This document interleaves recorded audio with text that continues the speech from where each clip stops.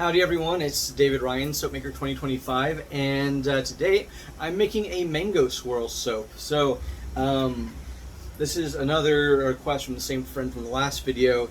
He requested soap for not only himself, but one of his friends. And his friend has this character online that's kind of mango themed, and so he wanted it to be, mango colored. So that is what it's going to be. I'm using the fragrance oil Mango from Brambleberry, which they describe as having being as close to fresh mango as possible. I debated between that and then the fresh mango, but the fresh mango had some floral notes to it, and unfortunately I didn't want to buy both in case I didn't like either of them. Well, in case I didn't like one of them, and then I wouldn't really want to use it. So I got the Mango from Brambleberry, and the colors are Maniacal Pea and bright yellow Raincoat from Mad Micas, and then the red is actually a combination of Trial by Fire from Richer Soaps, and I added a little bit of Koi orange, or Koi, which is an orange from Mad Micas, in there to balance it out because it looked kind of pink, and I wanted to warm it up a little bit because the red and mango kind of goes from orange to red, and it's really bright and vibrant, so I wanted that to go. And then this character has some black markings on it, so I got some activated charcoal for that. So I'm excited. So I am still waiting for the oils for my soap to cool down, for both the soaps today to cool down. So I will get back to you when it's time for the soapy goodness to begin. Okay, now on to the Mango swirly soap. So I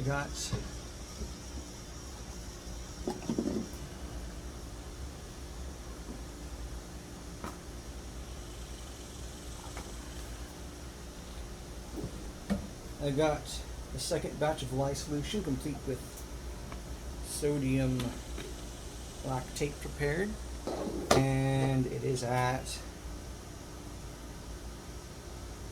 85, and the oils are at 87. Perfect. Hopefully I will not get false trace this time, and I won't get scared half to death. I wasn't really that scared to death, but it was the first time I've actually seen false trace, so it was a shock. But since I do use a lot of hard oils in my soap, it is to be expected. Sometimes. Hopefully not this time.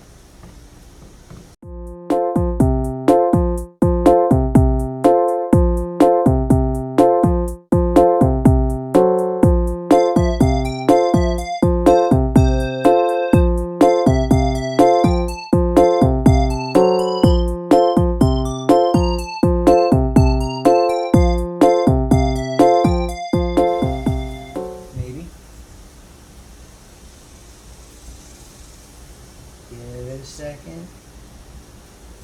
Yeah, it's breaking up. It's not quite. But once again, I'm going to err on the side of caution.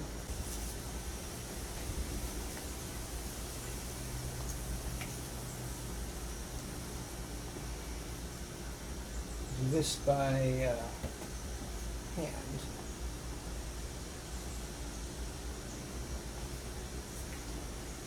I previously mentioned this, but in a video regarding trace by I Dream in Soaps, she has the rule that once she takes out her stick blender, she does not put it back in.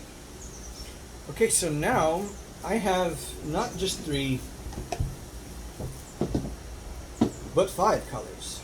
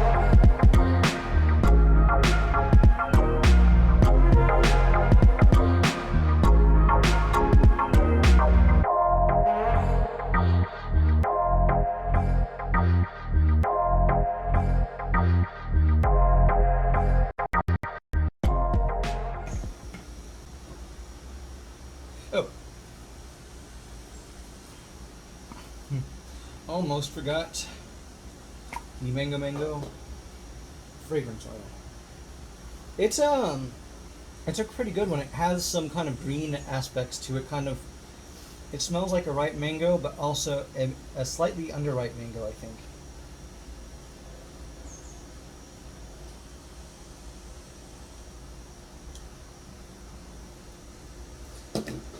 That would have been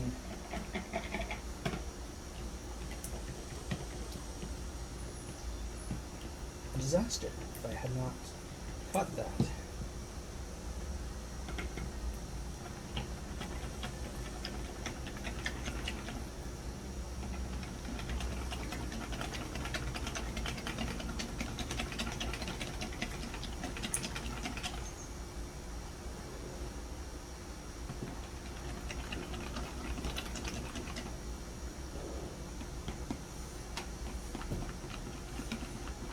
And make sure that it's in our spot that is right for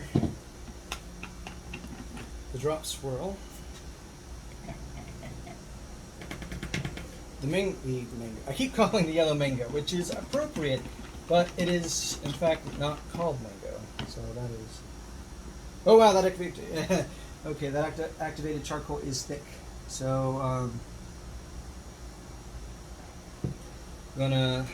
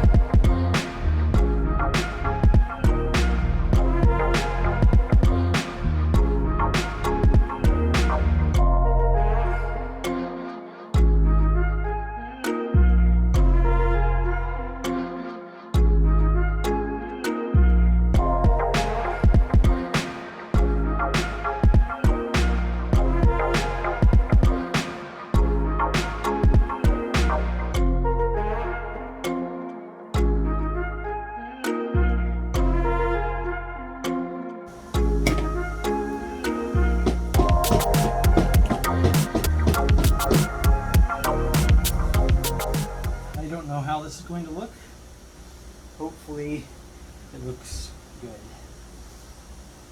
That, I don't know what caused the activated charcoal to seize up as much as it did, but it did, and I have to deal with it. So I will get back to you when it is time to unmold. And now, time for the mango swirl soap, which I am nervous about because the activated charcoal portion of it seized up pretty early on, and I had to go in and do a spoon swirl, and I don't know how that looked. I just know that the top of it does not look very good to me. But it does smell good, and hopefully the swirl on the inside will turn out. So first, let's unmold.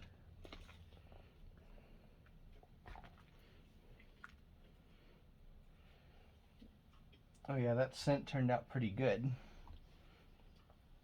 I think I also put this in for an attempt to see pop at the same time. And the other one, the tea tree one, I could see it gelling from the top. It darkened and kind of sweated on top. That didn't happen with this one, but they both did get over 150 degrees, just pulling off little flaky bits. And I do believe I oriented the swirl, yes I did, this way. So we're going to cut it this way. Then, first, take the time to properly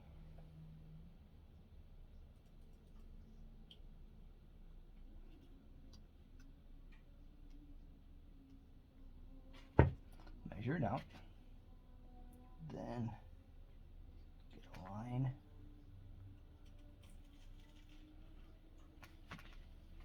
Oops. Sorry, I just realized that wasn't in the frame very well. So, now gonna go slice. Oop.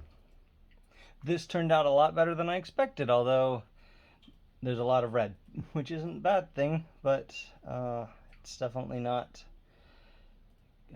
comparable with the yellow. So I'm gonna go cut this one a bit straighter than that one.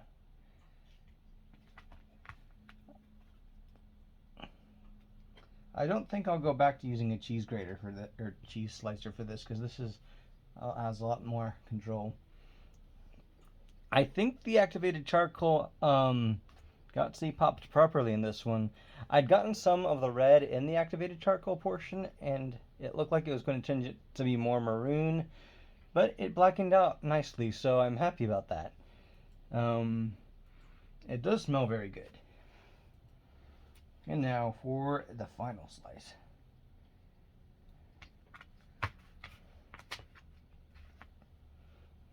This one got a lot more green in it, and so I think this is the most balanced out of all of them.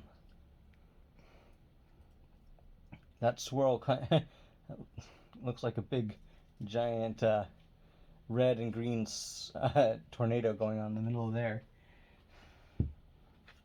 And what does this one look like? Pretty much the same. I was worried about that one, but I'm pretty happy about how it turned out. Well, that's it for my mango swirl soap.